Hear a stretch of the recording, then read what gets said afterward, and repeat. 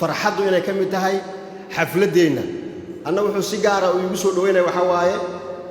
dhalinyarada meesha joogto camalena hadda nooguma isku horeyso adduunkii wuxuu isku noqday mobilkaas la isugu wada imaaday marka in badan mobilkaas iga arki jireen laakiin maanta inagoo nool ayaa is hor joognaa soo dhawaada qof walba qisadiisii iyo meeshuu ku xusuusto sheekooyinka ha ka qabsado jidka markaan qaar iskaga hor imaano waxay leeyihiin maxaa igu xusuustaa markaan dhaho koo wuxuu ku dhahaa waxaan kugu xusuustaa watarakuuka multaqanido qaar waxay dhahayaan koo wuxuu dhahaa maya waa soo jeeda indhaha farahayay gelin koo wuxuu dhahaa midba wuxuu dhahaa almuhim maanta waa maalin farxadeed waa maalin hambalyo iyo soo dhaweyn ardayda cusub oo runtii aad ugu faraxsannahay inaad soo doorateen jaamacadda muqdisho waqtiga oo yar daraad idinkuma dheeraynahay akhlaaqiyaadka ardayga jaamiciga ayaan dhowr qodob ka dhahayaa waxaan u kala qaadayaa laba qaybood mid waa akhlaaqiyaadka guud ee qof kasta oo muslima laga rabo oo ilaahay uu nabigiisa ku ammaanay oo uu yidhi wa innaka la calaa khuluqin cadiim akhlaaq wanaagsan inaad ku sifaysan tahay qof walba marka la yidhaahdo inuu akhlaaq wanaagsan ku sifaysnaado taasna wax afka laga sheegan kara keli maahee waxaa la rabaa dadka aad la dhaqmayso iyo deegaanka aad la joogto gabar iyo wiil waxaa tahayba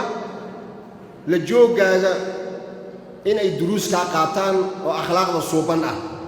markaasaa waxaad ku sifaysmaysaa qof wanaagsan xadiisna wuxuu tilmaamayaa nabiga sal lla ly slam inuu yidhi innamaa bucithtu liutamima makaarim alakhlaaq waxaa la ii soo saaray akhlaaqda wanaagsan inaan dhammaystiro qof walba oo idinka mid ah akhlaaq uu ku wanaagsan yahay oo asagu uu is og yahay saaxiibbadiina og yihiin ayaa jirta wixii akhlaaq wanaagsan ood ku fiican tahay sii dhammaystir wixii aad ku xun tahayna aadna waad is og tahay saaxiibbadaana way ku og yihiin midaa waxaa ka mida tusaale waxaa la dhahayaa qofka hebela ama gabadha hebla ah waa gabar fiican waa wiil fiican laakiin markuu xanaaqo bes waayo qofkaas marka muxuu ku xumaaday markuu xanaaqo ayuu bes noqday soo ma aha in la beddelaa la rabaa marka ood akhrisatid waalkaadimiina alghayda waalcaafiina can innaas wallaahu yuxibbu almuxsiniin akhlaaqdaas inaad dhammaystiratid taas waa mid guud oo ah diintoo dhan markii la soo duuduubo nabiga sal alla alay slam ayaa waxaa la weydiiyey maddiinu diin maxaa la yidhaahdaa markaasaa wuxuu yidhi xusnu lkhuluq dhaqan wanaagsan ayaa diin la yidhaahdaa haddii dhaqankaaga wanaagsanaan waayo oo laakiin xagga cibaadaadka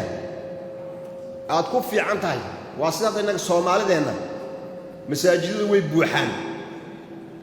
soonka markii la soomana mukhaayaduhu way xihan yihiin waa la sooman yahay shacaa'irtaa ku saabsan aadaa loogu dadaalaa laakiin markay noqoto habka loo dhaqmaayo ay dadku wada dhaqmaayaan waa hab qallafsan oo adayg ah oo naxariistu ay ku yar tahay oo la jecel yahay xagga cunfiga iyo adayga waxaad ogaataan haddii xagga salaadda iyo soonka iyo qofku uu ku fiican yahay laakiin habka dhaqanka iyo dadka habka ula dhaqmaaya ayna wanaagsanayn salaaddiisii iyo soonkiisii tirada badnaa waa lagala wareegayaa waana tii xadiisku ah nabi sal ly slam yidhi ma taqaanaan qofka la yidhahdo mufliska atadruuna man ilmuflis markaasay dhahan waa qofka aan waxba haysanin markaasuu yidhi ma ahe waxaa muflis la yidhahdaa ummaddayda qof la imaan doona maalinta qiyaamaha salaad badan iyo soom badan iyo sadaqo badan waa inta mugtay muuqata ee dadka hadda aad ugu buuxaan laakiin wuxuu imaan doonaa asaga oo mid caayay mid garaacay mid dilay mid dhacay ayuu imaan doonaa fa yucdaa haada min xasanaatihi wa haada min xasanaatihi intuu dhibaatada u geystay ayaa saf u soo gelayaan soonkiisii iyo salaaddiisii wixii uu ka helay oo xasanaada ayaa lagu wareejinayaa fa in faniyat xasanaatuhu qabla an yuqdaa maa calayh haddii uu salaadihii iyo soonkii ay ka dhammaadaan welina wax lagu sii leeyahay ukhida min khataayaahum dadkii uu waxyeeleeyey dembigooda la soo qaadayaa فطرح عليه أسا كركا لغا سارايا ثم طرح في النار نار تلو تورايا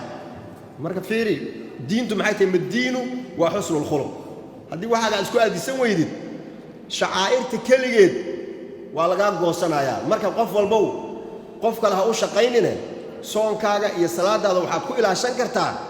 inaad dadka nabad gelisid oo dadka aadan caayin oo aadan aflagaadeynin oo aad diintaada ilaashitid taas waa mid waxyaabaha guud ee akhlaaqda qofka muslimka looga baahan yahay qaybta labaad waxaan tilmaamaynaa أخلاقيات الطالب الجامعي قفك جامعي قاعد أخلاقيات كأسنا لقربا وحالقربا صومال وحكم ماذا بلاي واتير غير أضيك عاقا نكتر أضيك أو ير هدي مسؤولين ووصوا فكيو أضيك أنه قتدتك بلاي واتير غير أضيك عاقا نكتر جامعات مسوق شيء مرحلة دي هوريت كجيتو نوات كصوب بحالي xaafadda markaad ka soo baxayso ama sii gelayso dhalinyarada aad isku deegaanka tihiin waxay ku yaqaanaan jaamacad buu galay jaamacad bay gashay waxaa laga filayaa marka sidii aad ahaan jirtay si ka duwan inaad u dhaqantid laakiin haddaad sidii aad hore u dhaqmi jirtay jaamacadda ka hor adoo haddana jaamacad dhiganahay sidii la aad ahaatid oo markaad buugtay intaad qaadato ood soo dhigatay jaamacadda guriga markaad ku laabato ciyaalkii aad u bixiseen Soomaaliya waa dad fahmo badanoo waxay arkeen dhalinyaro banaanka laga biilo ama waalidkoodu wax siiyo laakiin ay wax bartaan diideen oo lagu kari waayay waxbarashada maxay sameeyaan xaafadda darjiinka iyo geedka hoostiisa iyo meesha la soo imaado iska fariistaan dadka waxbarashada ku jiray ugu necab yihiin waxay jecel yihiin in la soo ag fariisto dadkiina Soomaalida wax barto dhalinyarada waa dad fahmo badan waxay u bixiyaan dadkaasi dhalinyarada noocaas waxna baranin shaqaysanina oo xaafadda iska joogaan waxay u bixiyaan ciyaalkaas ciyaal waxay dhahan ciyaal macna male ciyaal macna male waxaan maqli jiray alif wax maalaha alif wax male marka qof dhan oo bini aadam oo leeyahay ka waran macna male waxa la marka inaad macna yeelataan jaamacadu macnay ku yeelaysaa marka qabla jaamica sidaad ahayd hadii ku isku daayay inuu macna mala ka dhigo adaa waxa laga rabaa intaad macna yeelato dhalinyarada Soomaaliyeedna inaad macna u yeeshid oo tiraahdo ma anfacayso sidaan wax barta fadhiya ka kaca shaqaysta taas marka waxa la yiraahdaa ash-shu'ur bil mas'uuliyah in dareen uu ku galaa mas'uul inaad tahay waxa la jaamacadaad gashay jaamacad inaad gashay waxay ku waajibinaysaa inaad u dhaqantid si nin jaamici ah gabar jaamiciyad ah oo dadka kale ka duwan maxay leeyahay buugtan aad wadid kala hada aad soo kala haysid jaamacada aad u socotid hadii ayna dhaqanka waxba ka bedelaynin waad ku khasaartay marka koow horta bal inaad taas mas'uuliyad inaad dareentid oo tiraahdid naftayda iyo asxaabtayda iyo wadankayga iyo ummadda islaamka ah waa inaan macno ugu fadhiyo mas'uuliyadda waa inaad dareentid leena jaamacada ayaa ku dareensiinaysa mid kale waxay tahay طالب الجامعي waxa laga rabaa احترام in uu yaani macallimiinta ixtiraamo agabka jaamacada ixtiraamo lawaaixda iyo waxa u degsan inuu ixtiraamo jaamacadu waa dawlad waxay leedahay kala dambeyn iyo system iyo nidaam dadka aan waxba baranin dawladdu markay ay wax ka halayso waa la xiraa jaamacadu xabsi ma aha dadka lagu ma xiro لكن waxa lagu sameeyaa hadii uu la socon waayo lawaaixda u degsan nidaamka laana bin aadam meel isugu imaaday wax kale haba waa in loo helo waxa lagu qaadayaa lawaaixdaas isbuucana ama isu imaanshaha la isu imaadayna waa la idin bari doonaa maxaa la idin ka rabaa maxaan sa la idin ogoleen marka inaad lawaaixdaas iyo nidaamkaas aad ilaalisaan abka Dahab Plus iyo casriyeynta adeegyada shirkadda Dahab Shell Dahab Plus oo ku fududeynaya isla markaasina ku koobaya dhammaan baahiyaha adeeg